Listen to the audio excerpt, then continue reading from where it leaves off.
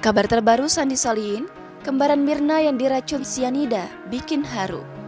Masih teringat jelas di benak masyarakat soal kasus meninggalnya Wayan Mirna Solihin.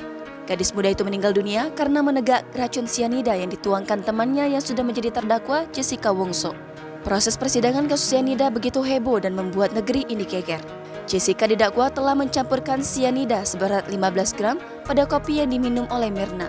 Setelah menjalani serangkaian sidang, Jessica dijatuhi hukuman pidana 20 tahun penjara. Permohonan kasasi yang diajukannya juga telah ditolak. Mendiang Mirna Solihin sendiri diketahui memiliki saudari kembar. Dia bernama Made Sandi Solihin. Tampilan fisik yang dimiliki begitu mirip dengan mendiang Mirna. Keduanya sama-sama memiliki paras yang cantik. Setelah 5 tahun berlalu, kenangan mendiang Mirna masih tertanam kuat di hati kembarannya yang merasakan kesedihan mendalam. Bahkan hingga kini, Sandi masih selalu rindu dengan Mirna. Hal tersebut terlihat pada tiap unggahan di akun Instagramnya.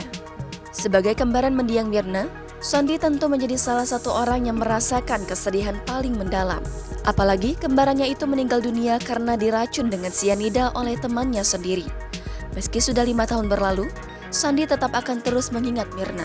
Sandi berulang tahun pada bulan Maret. Pada tahun 2020, dia tak lupa mengucapkan selamat ulang tahun kepada kembarannya.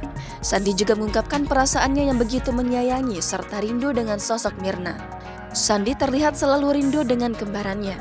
Setiap tahun, kembaran mendiang Mirna ini tak pernah absen menuliskan perasaan rindunya. Seperti pada tahun 2020, di mana mendiang Mirna sudah meninggalkannya 4 tahun lamanya. Setiap tahunnya, Sandi juga tak lupa mengucapkan selamat ulang tahun kepada kembarannya. Di setiap ulang tahunnya juga, Sandi harus bisa tegar dengan kejadian yang akan selalu diingatnya.